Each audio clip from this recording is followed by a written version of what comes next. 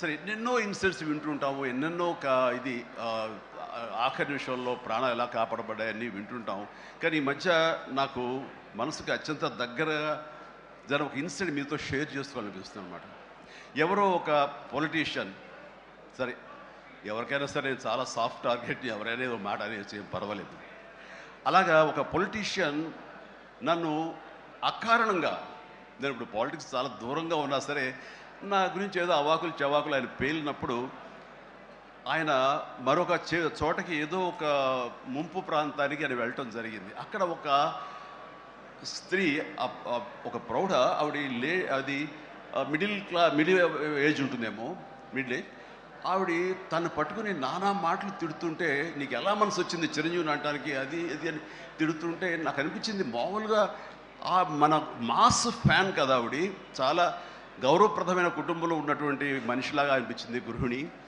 ఆవిడ ఎందుకు అంత ఇదిగా మాట్లాడుతుంది, ఆవిడెవరు, ఆవిడ చూస్తే మామూలుగా సినిమా ఫ్యాన్ లాగానో చిరంజీవికి వీరాభిమానంగానో కాదు, ఏదో ఇంకేదో ఉందంటూ నాకు అనిపించి ఆవిడ గురించి తెలుసుకోవాలని మన జర్నలిస్ట్ సోదరు ఎవరినో పంపించి తెలుసుకోవాలంటే వాళ్ళు చేసినటువంటి ఇంటర్వ్యూలో విజువల్స్ నాకు చూపించారు.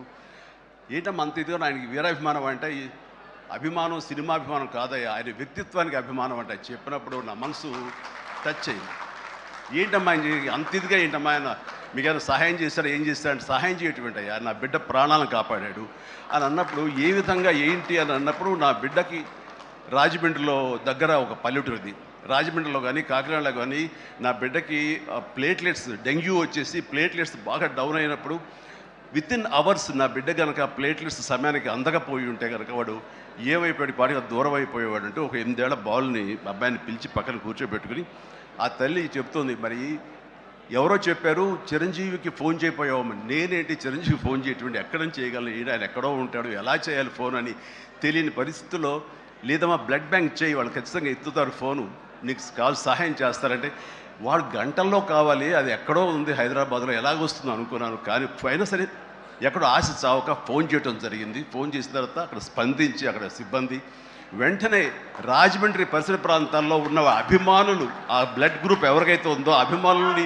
వెంటనే పంపించేయడం ఏంటి, అవర్స్లో వాళ్ళు హాస్పిటల్కి, నియరెస్ట్ హాస్పిటల్కి వెళ్ళి బ్లడ్ ఇవ్వటం ఏంటి, దాని నుంచి ప్లేట్లెట్స్ వేరు చేయటువంటి, ఆ బిడ్డకి ఎక్కించడం ఏంటి, తెల్లారిసరికి ఆ బిడ్డ మళ్ళీ తిరిగి ఎంతో ప్రాణాలతో బతికాడు. ఇది ఈడనయ్యేవాడు. ఆయన కనుక సమయానికి చేయకపోయి ఉంటే నా బిడ్డ ఏమైపోయాడు. అలాంటి మనుషుల ఈ తుచ్చులు నీచులు కలిసిందని మాట్లాడతారు.